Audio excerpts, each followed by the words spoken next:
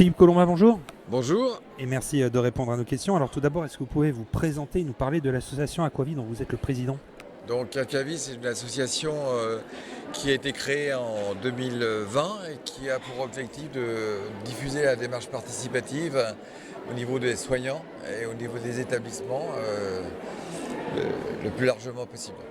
C'est donc la première fois que l'association organise ce congrès à Tours. Comment avez-vous travaillé pour ces 2 jours de manifestation? On avait une équipe qu'on appelle un comité de pilotage qui a donc et un comité d'organisation qui a donc défini le programme, qui s'est aussi beaucoup occupé de l'organisation. Combien de personnes aujourd'hui sont dans Aquavie? Alors comme adhérents, une soixantaine. Au congrès, on était 120. Et ce qu'on espère, c'est bien sûr grandir dans les mois et années qui viennent. En quoi ce congrès est important pour la démarche participative et pour améliorer la qualité de vie des professionnels de santé? Alors le congrès en tant que tel, il est important pour faire connaître Aquavie et pour faire connaître la démarche participative.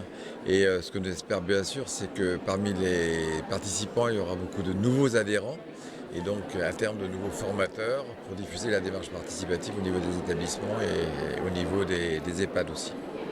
Quels moyens voyez-vous susceptibles pour promouvoir la démarche participative? Deux choses. Premièrement, nous faire connaître et deuxièmement, surtout par la formation des managers de la santé que sont les médecins, les cadres et les directeurs, donc par la formation. Et qu'attendez-vous de la part des politiques? De soutenir le management participatif et la mise en place de la démarche participative dans les établissements.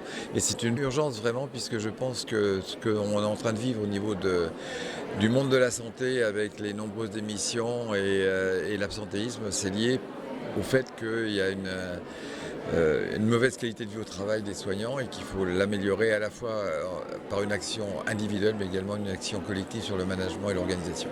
On précise que le modèle de la démarche participative existe depuis plus de 30 ans et que vous souhaitez vraiment mettre en place tout cela. Et ce phénomène dont vous parlez s'est vraiment accéléré, notamment depuis la crise de la Covid. Ça, c'est clair que la crise de la Covid a augmenté l'épuisement professionnel des soignants et qu'il faut absolument essayer d'arrêter la fuite des soignants vers d'autres professions en améliorant la qualité de votre travail et le plaisir au travail. Donc beaucoup de personnes sont attendues pour ce congrès. Est-ce qu'il sera appelé à être renouvelé en cas de succès? On est déjà en train d'en parler du prochain, oui. Merci beaucoup Philippe Colomba et très bonne journée. Merci beaucoup.